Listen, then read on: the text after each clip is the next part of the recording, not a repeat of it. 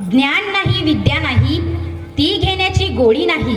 बुद्धी असून चालत नाही तयास मानव म्हणावेत का?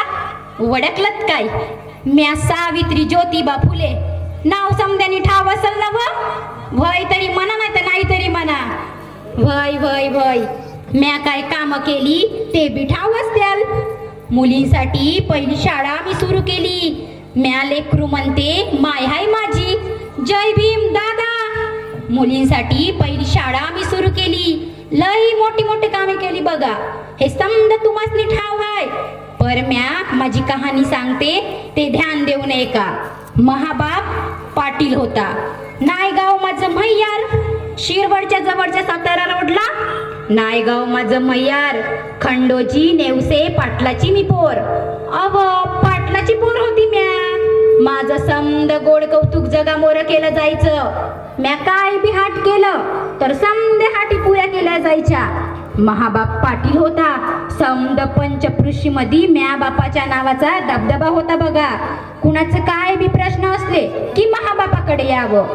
महाबाप समद्यांचे प्रश्न सोडवायचं बघा. अहो एकदा समयानं बायको नांदवली नाही तरी म्या बापाकडे यावं. आता ह्याच्यात कुणी संबाब असल्यास नाहीच नव. नाहीतर म्हणाल प्रतिमेला कुणी सांगितलं सम्याने बायको नांदवली नाही म्हणून. वय वय वय सम्यानं बायको नांदवली नाही तरी महाबाबाकडे यावं. महाबाप बोलवून घ्यायचा आणि म्हणायचा कसा, अरे संभ्या बायकोला नांदवत नाही म्हणजे काय गुमान घरला घेऊन जा तिला. सम्या लाटा लाटा कापायचा ना आणि म्हणायचा म्या कुठं काय म्हणतो म्या कुठं काय म्हणतो म्हणून बायकोला गुमान घरला घेऊन जायचा.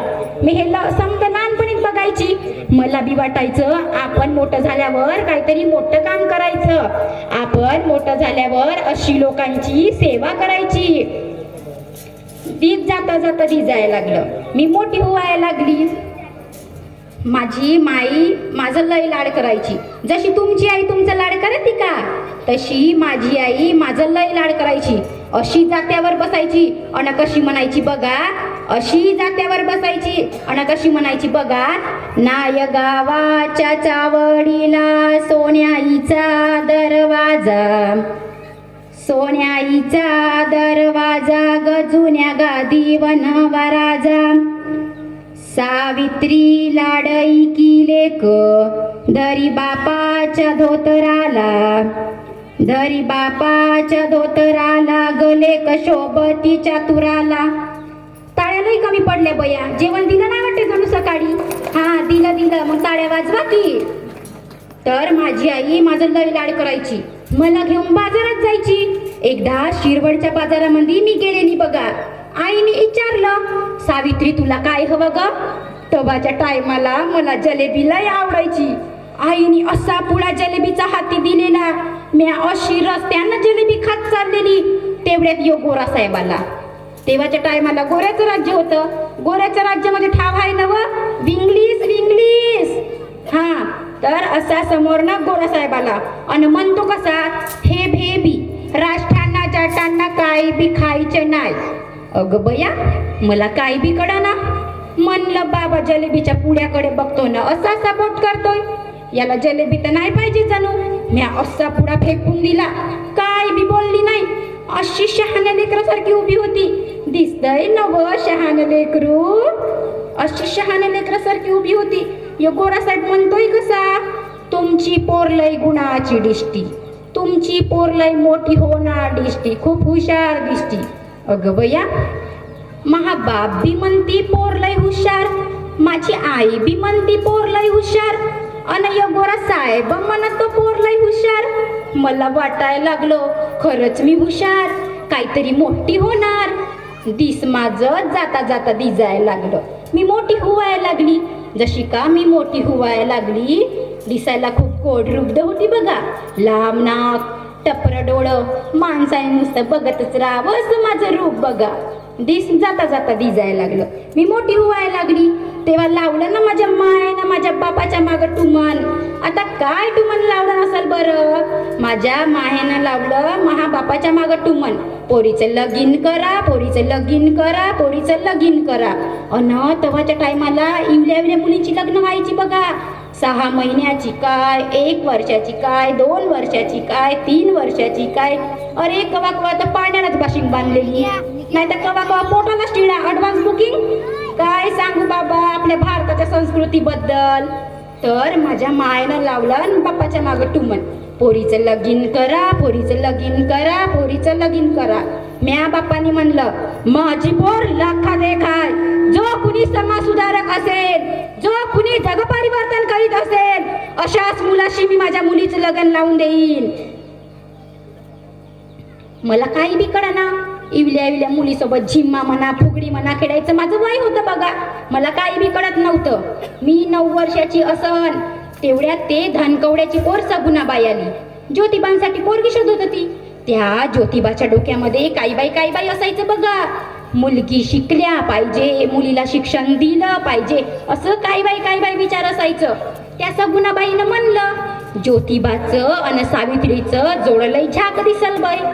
आता काय पडली ना फुलाला गाठ. यो असा मांडो सजलेला, ही अशी लोकांची गर्दी, अशा पंक्त्या बसलेल्या, अनम्या नवरी झालेली.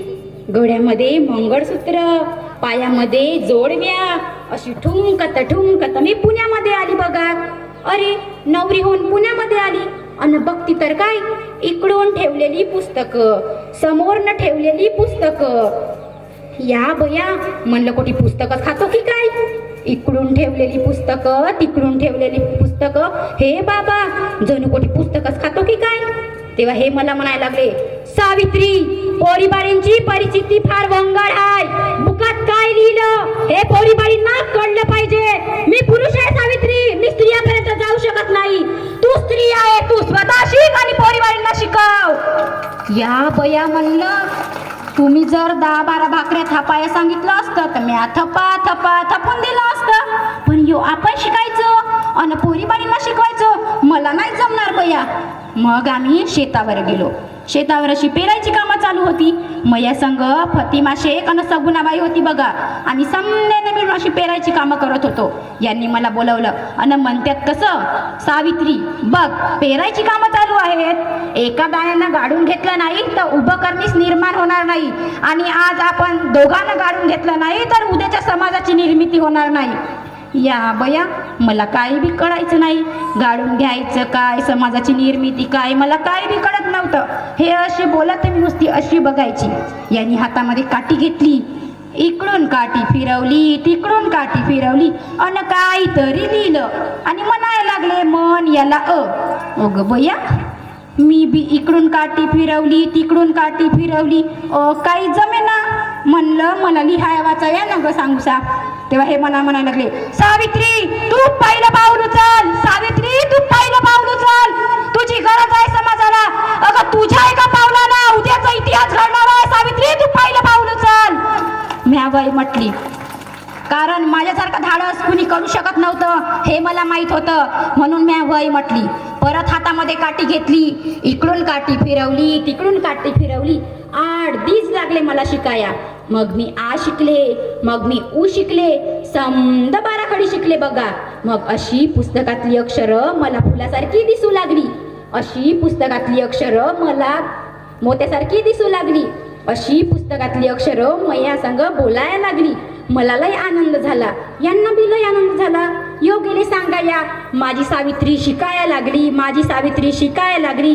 पोरीबाळींना शिकवाया धाडा, माझी सावित्री शिकवेल. अहो झोपलेल्या माणसाला उठवणं हे सोपं असतं, पण झोपायचं सोंग घेतलेल्या माणसाला आपण कधी उठवू शकत नाही. तेव्हाच्या टायमाला लोकांनी झोपायचं सोंग घेतलेलं होतं बघा.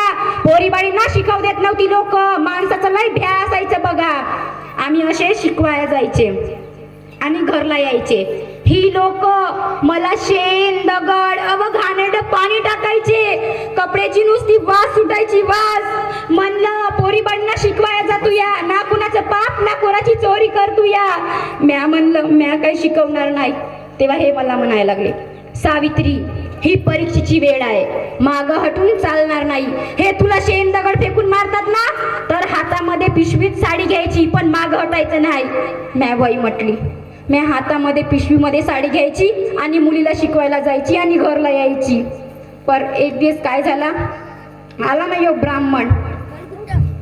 गरा गरा बघतो आणि म्हणतो कसा, सावित्री शिक्षणाचे थेर बंद केला नाहीस तर तुझी अब्रू शाबरू ठेवणार नाही. भर रस्त्यामध्ये त्याला झटाझटा धरलं आणि माझी अब्रू काय तुझ्या बाप्पाची आहे म्हटलं. तेव्हापासनं लोक मला लय भ्यायला लागली बया. आणि मी अशी वाघिणीसारखी कुणाची हिंमत होत नव्हती मला अडकवायची. माझं शिक्षण मी सुरूच ठेवलं. मुलींना शिकवायला जायची, घरला यायची, मुलीही चांगल्या शिकू लागल्या. पर एक दिस आला नाही ब्राह्मण, गेला माझ्या सासऱ्याकडं. कोणाकोणाची सवय असती चांगल्या कामामध्ये आडा घालण्याची. आला ब्राह्मण आणि गेला माझ्या सासऱ्याकडं. आणि सासऱ्याला कसा म्हणतो बघा, गोविंदराव, अरे गोविंदराव, तुमच्या पोराणी आणि सुनेने उच्छाद मारला हो, उच्छाद. धर्म बुडवायला निघाली ही दोघी जण. या दोघांनी शिक्षणाचा उच्छाद बंद केला नाही तर त्यांना वाडीत घालीन, वाडीत. असा 4 पायावर लचकत होता बघा. आता काय, आमच्या सासऱ्यांनी आम्हाला बोलावून घेतलं आणि घराबाहेर हाकलून दिलं. आमच्या पायामध्ये साधी चप्पल नव्हती. आम्ही अशाच पायाने घराच्या बाहेर गेलो. अहो, कोणी आमच्या सोबत नव्हती. पण या समाजाने आणि या लोकांनी ज्या जातीला बदनाम केलं ते जात आमच्या पाठीशी होती. उस्मान शेख आमच्या पाठीशी होते. त्यांनी आम्हाला राहायला घर दिलं. आम्ही त्यांच्या घरी राहत गेलो आणि पोरीबाळींना शिकवत गेलो बघा. यांनी मला म्हणायला लागले, सावित्री आता आपण बुक लिहायची. यांनी गुलामगिरी हे पुस्तक लिहिलं. यांनी शेतकऱ्याचं आसूड हे पुस्तक लिहिलं. असे करत करत आम्ही मुलींना शिकवत गेलो. मुली चांगल्या शिकू लागल्या, चांगल्या मोठ्या होऊ लागल्या. तर म्या म्हणते, मुलींनो चांगले शिका, चांगले मोठे व्हा. या समाजामध्ये देणं असते ते देणं फेडा. चला बया, जातूया, भेटू कधी अदनमधनं.